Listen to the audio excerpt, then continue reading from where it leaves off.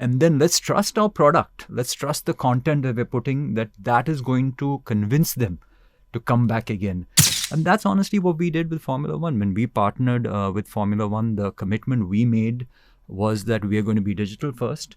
We're going to focus on communities. We're going to focus on helping communities engage better and helping grow. Formula One, since Liberty Media took it over about a few years back, I think it's transcended from a global sport into one of the world's biggest entertainment properties. All right. I hope you're having a fun Friday wherever you are. For those of you who've just caught us, my guest of the day is somebody who's what I'd describe as an OG in the sports business. In this country, he's seen many, many waters under the bridge. He's scaled and he's skilled. Please welcome Yannick Colaco. He co-founded FanCode in March of 2019, and today I firmly believe that FanCode is India's premier sports destination, committed to giving all fans a highly personalized experience across sports content. Before this, he was part of the international leadership team of the NBA, a managing director of its India business, 6 years with the NBA, instrumental in driving so much there. And of course, it all started when he was COO at Nimbus Sport, where they put out some really, really cutting-edge sports content. Yannick, thank you for joining us, and wonderful to see you. Thank you for having me, Hrishi. I know you get asked this very often, but Yannick Noah is one of my all-time favorite tennis players. And, his victories at Stade Roland Garros immediately come to mind. Also, a man who had great style off the court with his braided hair. I wonder if you're named after him. I don't know, but I was born around the time that he was winning. So maybe it was. Yeah, maybe I was. Lovely. Now, one of the reasons that Yannick is here is because we're very excited because of the brand new Formula One season that kicks off Sunday 8th in Melbourne. And we're going to hope that you watch it on FanCode, because right now they are the ones who are really giving us the sport in all its hues. I'm going to start at where I should start, which is Formula One right now. It feels bigger than just a sport, Yannick. What exactly has changed in the last 5 or 7 years that's really made the sport explode globally? Yeah, I think, Formula One, since Liberty Media took it over about a few years back, I think it's transcended from a global sport into one of the world's biggest entertainment properties. They have close to 825 million fans across the world right now. Over 43% of those are female, about 42% of those under the age of 35. So it's just this phenomenal product, which I think two major things that have evolved over the last few years. The first is obviously the race and what's there in it, right? It's fast cars, it's speed, it's drama, rivalries between Ferrari and all these great car brands. What they also did in the last few years was try to figure out how do you actually focus more on personalities. It's really interesting, right? Formula One is one of the few sports where the star's face is behind a helmet throughout the core part of the race, right? You can't really see emotion and stuff, which you can see in football and cricket and all of the sport. I think what Formula One did very well was essentially open that out. They had a partnership with Netflix, and they launched this Drive to Survive series where the personalities actually came out, both of the racers, of the constructors and stuff like that. And I think that significantly moved how Formula One got incorporated in popular culture. And then Formula One has continued building. They just launched the F1 movie last year. So I think a lot of this has really helped the entire evolution of Formula One from being a premier global sports property to now probably one of the premier global entertainment properties that exist. You're so right, because a lot of people, one is the nuts, the ones who deep dive into Formula One and all its intricacies. The other is people who are discovering the sport by accident or by design.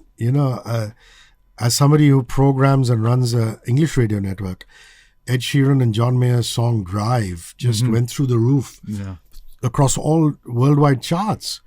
And the fact that it was in the F1 movie really helped things. Yeah. So people discover the song, Then they discover the movie, and then they go, wow, maybe I need to watch more stuff. Then they discover Rush. Then they discover, the Senna documentary. Yeah. Then they discover Drive to Survive. And then all of a sudden they say, wow, maybe this is a sport I need to watch. And I think that is also one way of saying this is a burgeoning populace that is really getting passionate about the sport right now. All right, there's something about watching F1 live, Yannick, that highlights just don't capture. Their strategy calls, their pit stops. What to you is today the primary reason that F1 is probably the ultimate live sporting experience? Talk about that.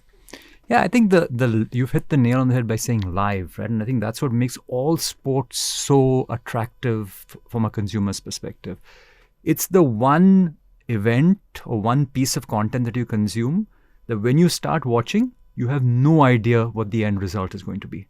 So I think Formula One has really leaned into that. And if you look at each race, they have 24 races or 24 race weekends. Each of these race weekends has practice on Friday, qualifying on Saturday, pre-race build-up on Sunday, and the race itself. And all of these are kind of produced live to be able to show the story behind each of this. So I actually look at it saying that this is almost like every weekend is like a blockbuster which unfolds in real time. And that, I think, is what really attracts consumers or attracts fans to it, what keeps them engaged, and essentially what gets them into the next race, because this happens consistently over the year, throughout the year with these races. And also, we're poised at a very interesting point, aren't we? Yeah. Because fans love athletes who dominate, but at the same time, they want to see fierce competition. Yeah. It's like Novak matters, but Novak mattered even more when there were Rafa and Federer, if you look at it from a tennis perspective. And Max Verstappen winning 4 titles, and all of a sudden Lando Norris coming in and picking up the title last year has all of a sudden thrown things into a bit of a tizzy, which obviously adds to all the excitement that's happening around the sport. So you're absolutely right when you say the live sports spectacle with all these things happening is something that I can't wait to deep dive into. Let's talk about the other side of it, which is the Gen Z hardcore fans. Mm-hmm. I mean, these are the people who are debating tire strategy, team politics. They've been watching it for a decade plus now. What's your take on that populace? It's just a really, really deeply engaged population in India. When we started a partnership with Formula One, I think 2 years back, there were about 60 million fans in the country. That's grown close to 79 million fans in less than a year and a half. I think the co-fan who's involved and really deeply engaged in, there's a tremendous amount of engagement, a tremendous amount of desire to get more information, a tremendous amount of desire to debate. And then, like with everything, as with the amplification that we have in social media, there's a tremendous amount of desire to get your opinion out and your voice heard. We've kind of, being a digital-first platform in all sport as well as in Formula One, we lean into that a lot. When we started our partnership with Formula One, we, being digital first, avoided doing traditional studio suit tie shows, right? We actually started a show called Gearbox, which is a podcast style show which only featured hardcore fans. And all they did was we gave them a platform to get onto a podcast which FanCode promoted and amplified, to talk about what they loved. And I think that passion comes out. You can't fake that, right? If you're passionate about something in sport, if it really means something to you, you'll know in an instant that it's real, it's credible. And I think when you said, right, when it's not just personalities coming up, supporting Max Verstappen and treating him as like the greatest also comes with people who support his rival, and then everything that goes against Max Verstappen is also something that they, have a thrill in. It's like as you said, Federer, Djoko, and Nadal. So I think all these personalities, these communities, this rivalry that happens, and the ability to be involved in this is really important part of how Formula One has grown so much in India and across the world. It's very beautifully put. For those of you who have joined us or watching us on video form or catching us in audio form, Yannick Colaco is co-founder of FanCode. Please go check out FanCode. You really get the best of Formula One, MotoGP, ISL.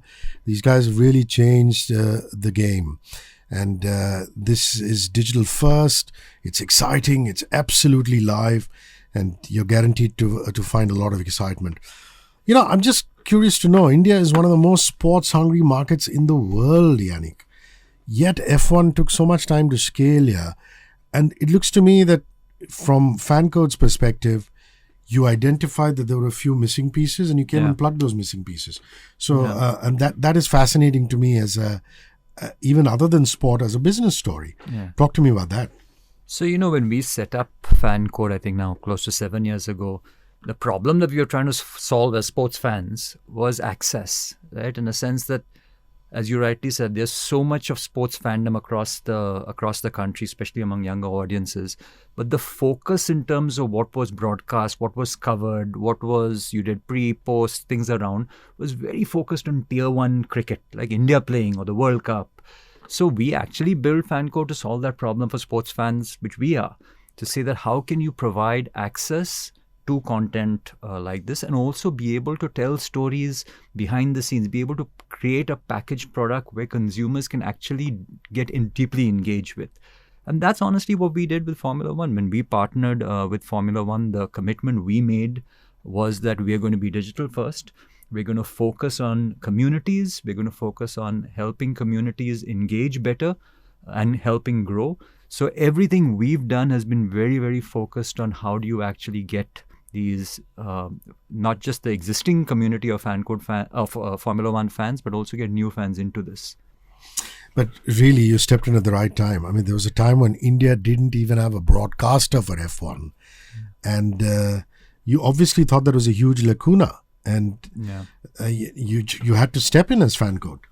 Yeah, I think the missing piece that we were trying to solve for was exactly what I said earlier was we wanted to be able to, it's not just about being able to give the race, but when we partnered with Formula One, the idea was you do practice, you do testing, which we do, you do qualifying, you do you do Formula 2, you do Formula 3. So providing access to Formula One, and the role that we took on was saying that it needs to be holistic. It cannot be just one single race you show on Sunday and that's it. And then you kind of leave fans to their own to kind of figure out what's happening around everything else. For us, it has been always about how do you essentially present it in a way that consumers actually not just understand, but in a way consumers can get more deeply engaged in. One of the things that we were very clear, Formula One is a very technical sport. And that's something that one of the more exciting things about it, right? It's high tech, it's technology. We figured that in the country which is as diverse as ours, it's important to be able to tell the stories in a language that also people are more familiar with. So we started Hindi commentary, we started Tamil commentary, and we have these great, passionate Formula One fans who provide the commentary around this. And sometimes they get more excited than the actual English commentators. I love the theatrics. Yeah, and it's but it's it comes out. It's genuine. And I think that's what we've always leaned into, and we're thrilled that we're able to do that for Formula One and Formula One fans in India. Brand new season time, guys. Sunday the 8th.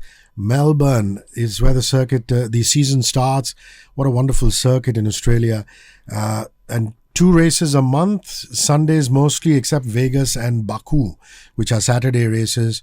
6 sprint races. It is a full, luscious, sumptuous season. Get on to FanCode. Only way to watch it in India. And indeed, what you've also done is really democratized the whole subscription piece, Yannick. Yeah. And I find that unprecedented. You're not turning around and saying, buy a whole month's worth of stuff, a whole year's worth of stuff. Yes, if you want to, sure enough. We have that facility. But you're saying if the fans want to watch even a single race at an affordable price, you're going to make it happen.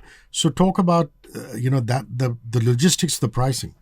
Yeah, I think it's a little contrary to traditional direct-to-consumer products and obviously traditional linear content distribution, where it was very try and lock in the consumer upfront so that they don't go away. I think the way we look at it is almost the opposite, right? We say one of our cultural tenets is consumer first, right? Fan first is what we talk about.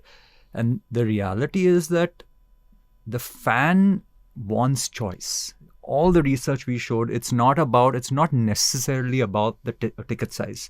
Our costs in terms of content, rupee per content in India is probably the cheapest among the world.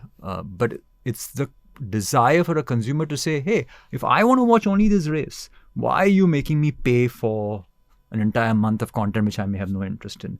So we started sachet pricing. We took a leaf out of FMCG, and I think Unilever did it years ago, right? We started sachet pricing, said, let's put the choice in the consumer's hand, and then let's trust our product. Let's trust the content that we're putting, that is going to convince them to come back again. And we're thrilled that, we started that off literally 6 years ago, and it's been something that we've kind of doubled down on. We even do for example, in ISL, we even do now follow your team pass. You don't just have to buy only the match. You can say, okay, I'm only a fan of FC Goa, so I only want to watch those games. Only a fan of Real Madrid, so I only want to watch those games in Copa del Rey. So it's always been about trying to provide provide options which the consumer want. And I think that's the way we look at how we build FanCode out. It's fascinating that Yannick should just talk briefly about Unilever. Yannick, I've just finished a book called The CEO Factory, written by Sudhir Sitapati. Mm-hmm. Former Levers, now he's MD and CEO at Godrej Consumer Products. Yeah. And he's the main man at Godrej. And he talks about his years at Levers. And he's talked about exactly this. Yeah. It's fascinating that you would apply those principles to live sport. How lovely. So one thing is that sport is a community initiative. You want to share it with loved ones. The other is mobile phones, pads have also made it an individual experiences. You do find people on phones all over, enjoying it solo. How are you ensuring that F1 in India isn't just consumed individually, Yannick, on a screen with FanCode, but experienced as a shared community also? Yeah, I think if you're looking at a consumer first kind of proposition, right? I think the thing is to provide ease of access, which is why the technology that we invest and have built from streaming perspective is that you can get a high quality stream on a 3G network while in a car, as well as when you're sitting at home with, on a big connected TV screen with broadband. So it's not just about that. It's also, as you said, sport by itself is about community. So even if someone watches alone, they want to be able to talk about it. They want to be able to show the fact that, boast of the fact that they're a consumer, that they're a fan, or they're the biggest fan. So we've kind of worked, in everything we've done, we've kind of leaned into that, working with communities. We've done, for Formula One in particular, we've created screening events where we've invited fans to come together and watch races together. We've done that across the country. I think in close to 8 or 10 cities, we do it pretty much for every race, timing being the prerequisite. Obviously, in the middle of the night is difficult to arrange these, but we do it consistent. And that's something I invite every Formula One fan to, come out and watch it with other fans. They may be your friends. They may be friends you'll make because you'll share the same passion. And I think that's something that for us is being able to create and connect, fans who normally would not know each other through the medium of sport is something that personally is extremely satisfying. Here at Radio 1 and, the radio and digital and now fledgling experiential business that we're trying to build, we have so much respect for what you've done at FanCode. I mean, you just met our CEO, Ramesh, and we were having a chat. But even before you came in, we were talking about how you've managed to scale in such a short time. I mean, it's unbelievable. But when I look at these numbers, in early 2024, you had 100 million users. And right now you have over 200 million. And that is remarkable stuff. And it obviously helps that you've championed a lot of... You're doing cricket. There's no doubt about that. I mean, you've done the World Championship of Legends and things like that. But the fact that you've championed F1, the ATP Tour in tennis, La Liga, MotoGP, ISL, is that you've given sporting fans in India, hungry sporting fans, who are into what we call alternative sports, but actually it's mainstream sport around the world. But in India, because we obsess so much about cricket, we call alternative sport. You've given them, a breathing space. You've even given them passion points. You've made sure that they really feed off the sport that they're passionate about. At what point did you, Yannick, realize that FanCode has now really gone mainstream? As I said earlier, we were a bunch of sports fans who got together to basically said, how can we innovate and build great sports experiences for fans across the country? And obviously the medium of digital is the most eloquent way, the best way to actually do it. So I think from our perspective, we've just been really, really focused on saying, how do we build a great product? We're a tech company. We have close to about 130 people. All of us sit in Bombay. In Mumbai, we work together closely, and we're trying to work with sports fans and work obviously with sports federations, not just in terms of getting the content and a wide variety of content to the sports fans, but also in terms of innovating on how you can actually get a better experience. You talked about sachet pricing that we do for choice. We've done stuff like overlays where users, while they're watching the game or the race, they can actually access other points, other data feeds. We've been doing stuff like we've launched this thing, AI technology called Iris, where the imagery or the video on your phone gets upscaled using your phone's technology, so it doesn't really rely only on bandwidth. So all of this stuff is like, I don't know about mainstream, but I think it's just exciting for us as sports fans that we are able to build something first for us. And the fact that we have over 200 million people who also share that love for what we are building is extremely, it's very humbling. Which brings me to office banter. Since you're a FanCode office full of fans and, the Formula One season is just kicking off, do you have wars in office about which team is better? And tell me, now take off your co-founder hat and speak purely as a fan. Which team do you support, and how's all the office banter going? It's something we encourage, because as I said, right, the first thing is that it's a group of sports fans who actually come together.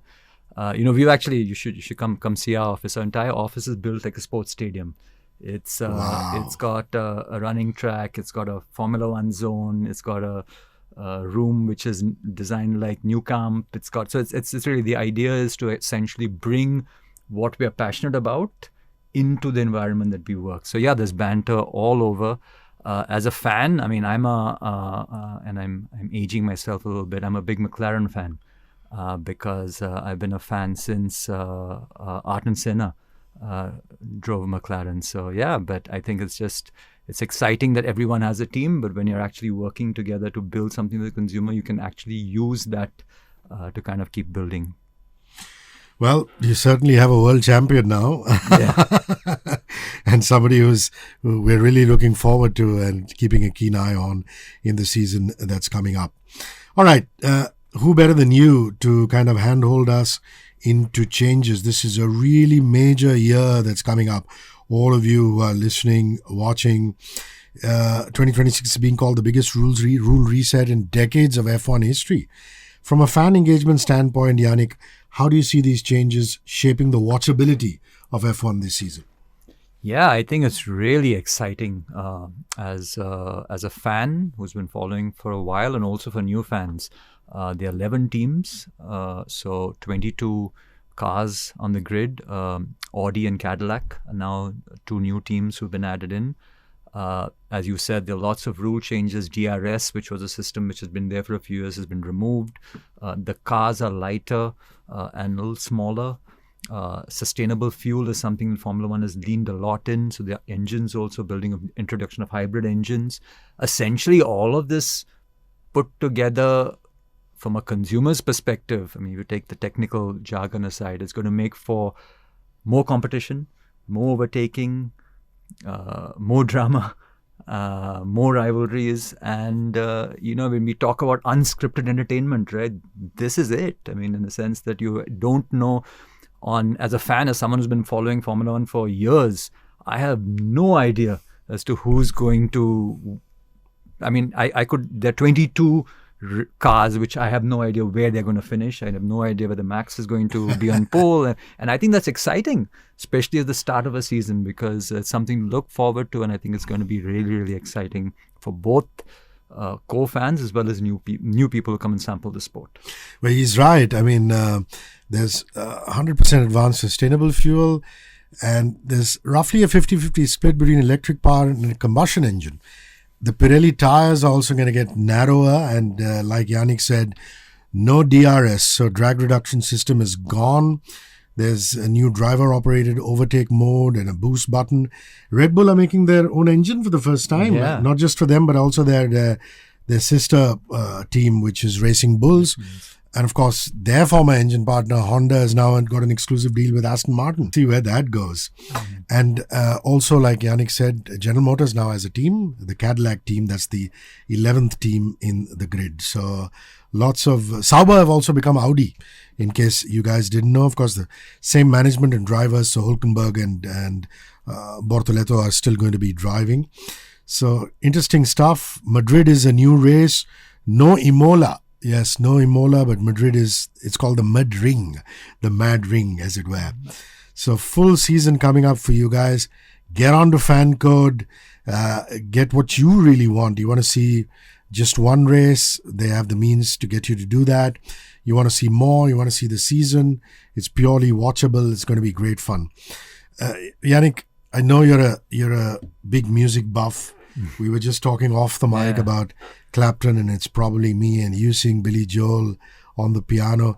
What kind of music are you into? Are you still the retro, the classics man, or have you gotten into some of the new stuff? And apart from talking about what's on your playlist, I'd like you to talk about a concert or a gig that you really enjoyed. Yeah, I'm still retro, Eric Clapton, Elton John, Billy Joel, Sting. But I've actually been introduced, and and we were talking about this earlier, I have a 11-year-old daughter and a 9-year-old son. So I'm getting a lot of exposure. And I actually love also Teddy Swims, Ed Sheeran, and my daughter.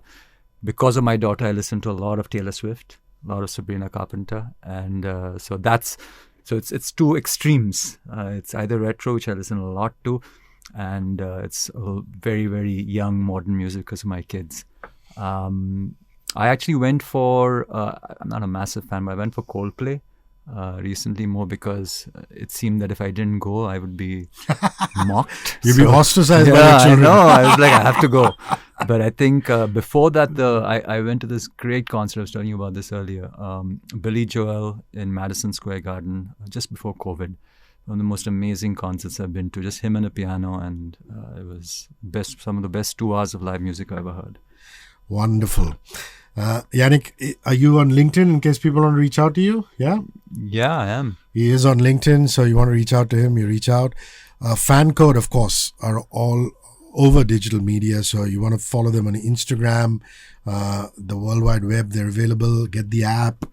And come on, brand new F1 season, Sunday, Melbourne.